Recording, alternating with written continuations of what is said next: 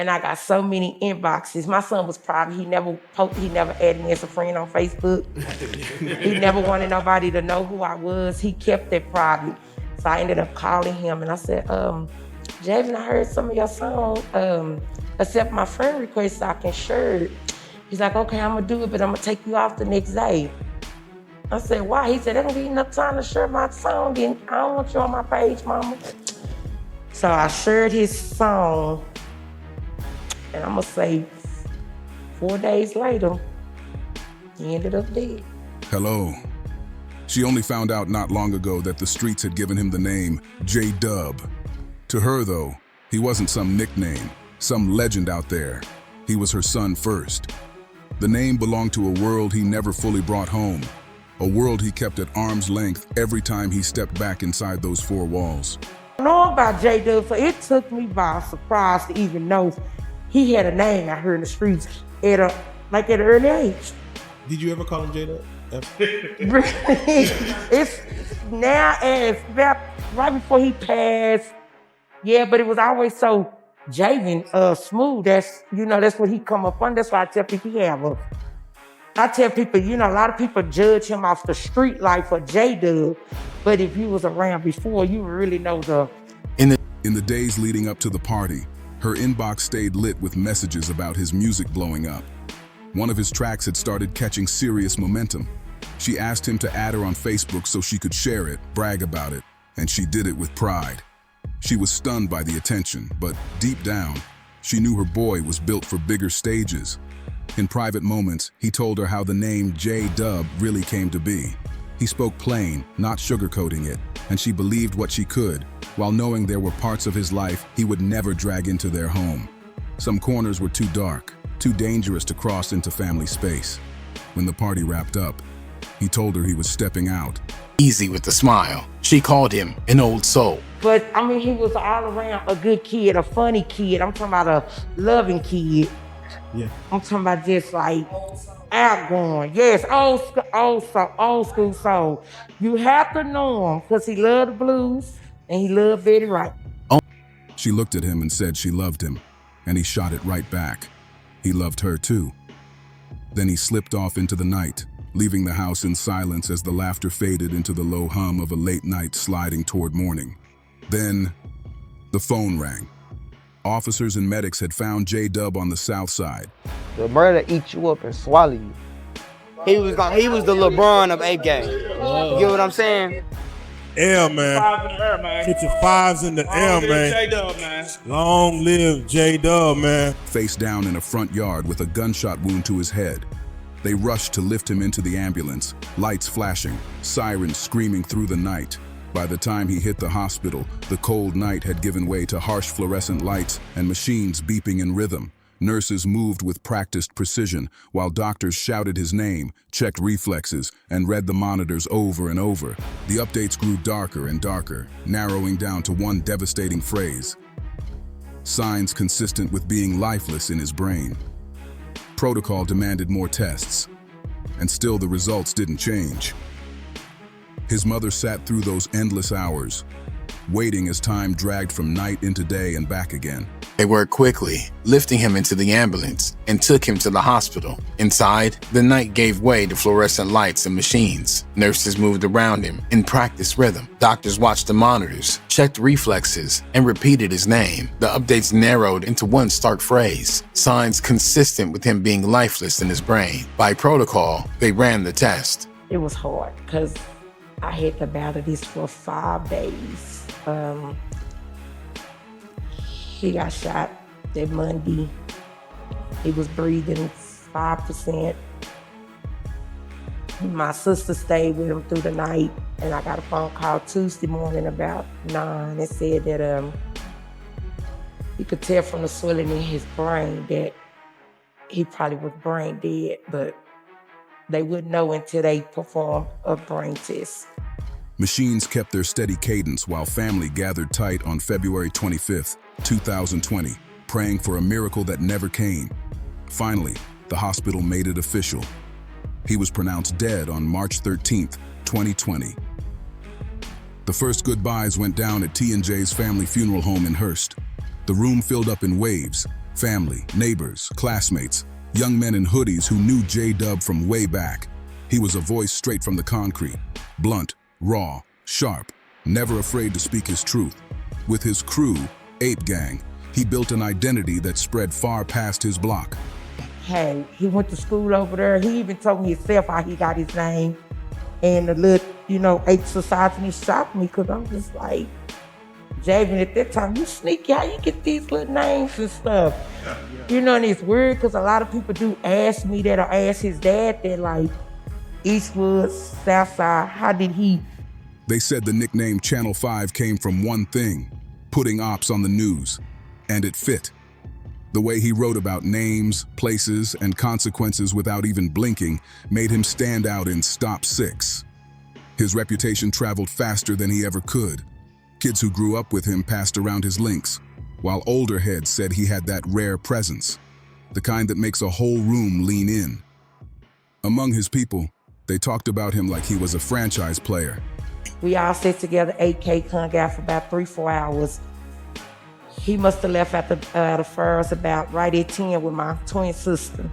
She was his last car ride, the last person to see him besides me, my aunt, my mom, him. I'm saying about 10 o'clock was my last, spoke the words, I love you, and got the phone call the next morning. Friends compared the way he carried Ape Gang to a star athlete who could flip a whole game in 1 quarter. They said he didn't need coaching. He already knew exactly where to put his energy. His first breakout track was Leg Shot. He had taken one in the leg, and instead of folding, he answered back the only way he knew, by rapping about it. See what I'm saying? Like Jdub, he asked CJ to let him wear his chain and get on live. Yeah. He wore his chain, CJ chilling, he left. That record flew across the neighborhood, carrying both a taunt and a lesson. He was still here, still outside, still speaking on what happened. Momentum sharpened with Nike, a diss aimed at Goyo and Hood fame. The tempo was faster, his tone sharper, and people couldn't help but stop and listen. The track cut through the local chatter and pulled brand new eyes to his page. With Goyo, the tension mixed mockery with hero worship, blurring lines between hate and respect. And just like that, his name became even bigger. Gao believed Jdub had always looked up to him. But Gao played the villain role, laughing on live, trading heavy insults, and keeping all eyes locked on their back and forth. His leg shot. He had been hitting the leg and answered the way he knew how, by rapping about it. Later on, he described the Dallas-Fort Worth rap scene like it was a conveyor belt. Talent stepping in one side, and either jail or death waiting on the other. That exchange alone kept Jdub's name burning hot, while keeping the tempers around him even hotter. Older artists tried to grab that energy and steer it somewhere bigger. CJ Casino, better known in the city as Lil CJ Casino. Dallas too. Dallas is, I feel like Jdub period. Dallas Fort Worth is going down. The murder will swallow you. Like this is a place where nobody made it. This is a place where superstars don't grow. You know what I'm saying? This is where people burn out. Where people throw their life away at. You know what I'm saying? Where you die at. It's like, you know what I'm saying? We ain't got nobody to say, I want to be like him from Fort Worth. There's nobody. So that's what I'm saying. So each of all this shit, he got the biggest shit he ever was. And he went from being to nobody know who you is, to a big rap star, everybody love you. Now you dead. Was one of the first to give him a shot. He opened doors, gave him studio time, dropped guidance, the type of access most young rappers never even got close to. And Jdub took that opportunity and ran with it faster than anyone expected. He stayed recording, posting, and pushing his name beyond Stop 6. The link-up made sense. A seasoned local who already had a platform paired with a hungry newcomer who had the streets talking nonstop. But trust is fragile, and it cracked inside that same studio. Stories differ depending on who's telling it, but the outline always sounds the same. There was a chain, there was ego, and then there was a move nobody could rewind. CJ later claimed they were supposed to be recording when Jdub reached over, snatched his chain, and walked right out. Didn't he put the shit out on the internet first? No, I called that before he could do that. That's the only reason I went up, because he recorded this shit. Yeah. Yeah, so I went ahead and told everything. Nobody knew we was doing none of that shit. Yeah. To that live. Because when I went and got the chain, my big homie was like, yeah, fool. And you know, the nigga was recording when he brought the chain. I said, nigga was what? She like, he didn't get his ass whooped for this nigga. Oh. I ain't say nothing, bro. My job was to let Jdub tell the story.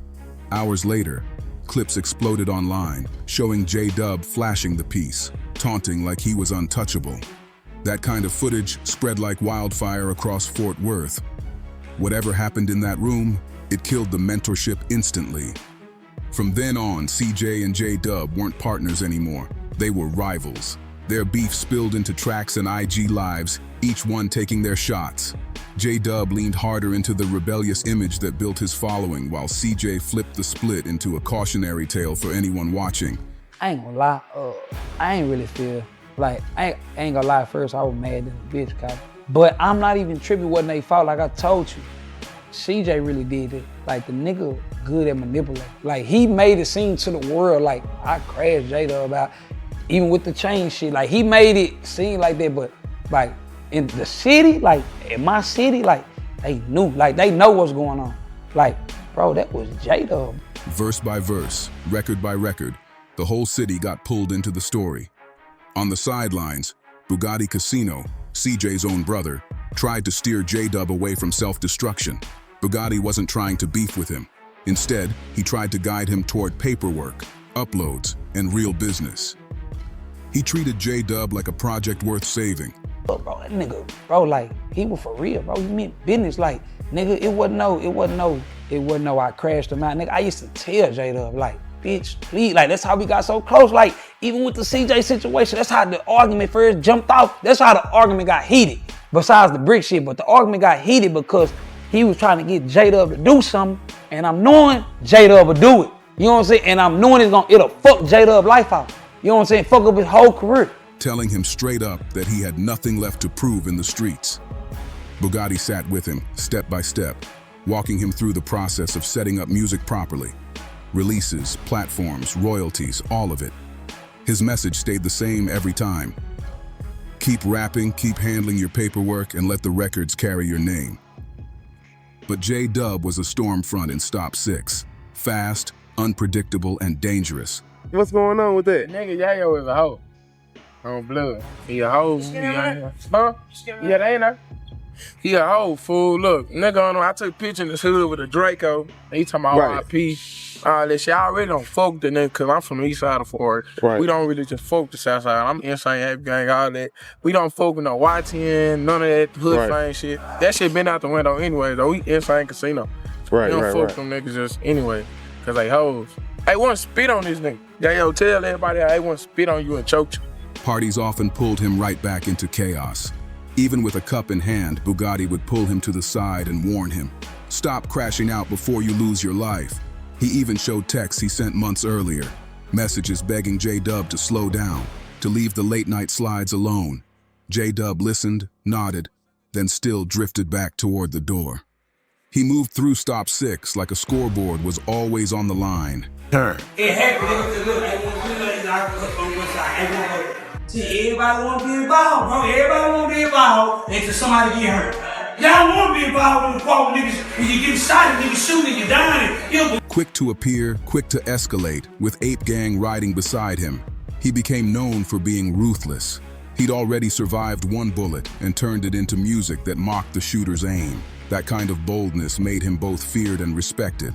And he wasn't scared to slide through Southside territory with his crew, fully expecting that the same energy would come back at him in return. Hey, look, see the difference from you niggas and me is you niggas lying y'all raps. You niggas cap like a bitch. I'ma tell the truth. You niggas just rap.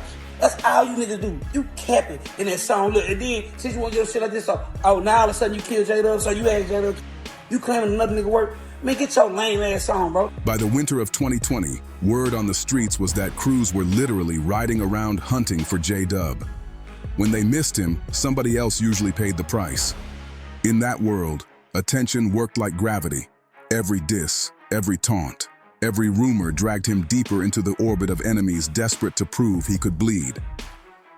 In early February 2020, Jdub went live and spoke straight to the streets. I told you in the song, like if you listen to the song Channel 5, that's what it was about. Fuck some clap up. It was the truth, bro. Y'all niggas speaking on this shit. Y'all don't even know the nigga who did it. Y'all don't know who did the shit. Shut the fuck up. Y'all niggas cap. This shit ain't no rap nigga did no shit like that. You know what I'm saying? Like, Come on, man. You niggas talking about they put money on niggas' head like I was saying in the song. You niggas ain't even got a penny. You niggas ain't got enough money to even put that. What are you talking about? Like, this is like the most, Jdub was the most deadliest nigga in this generation to. He addressed the threats head on, calm and steady, no shake in his voice. He said the people claiming they were after him weren't really outside, not the type who show up when it actually counts. He sounded like someone who had lived under pressure his whole life, closing out the life the same way he lived, ready to move, ready for whatever came next.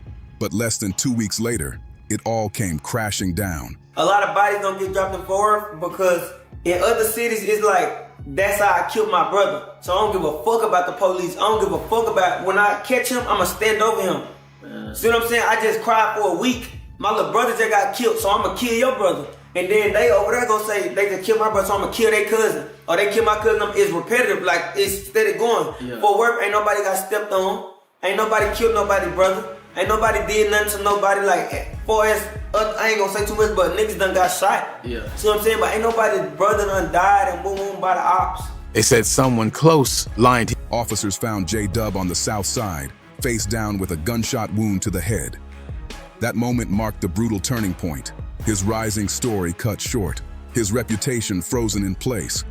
The hours and weeks after his shooting turned into a storm of noise online, louder than the facts themselves.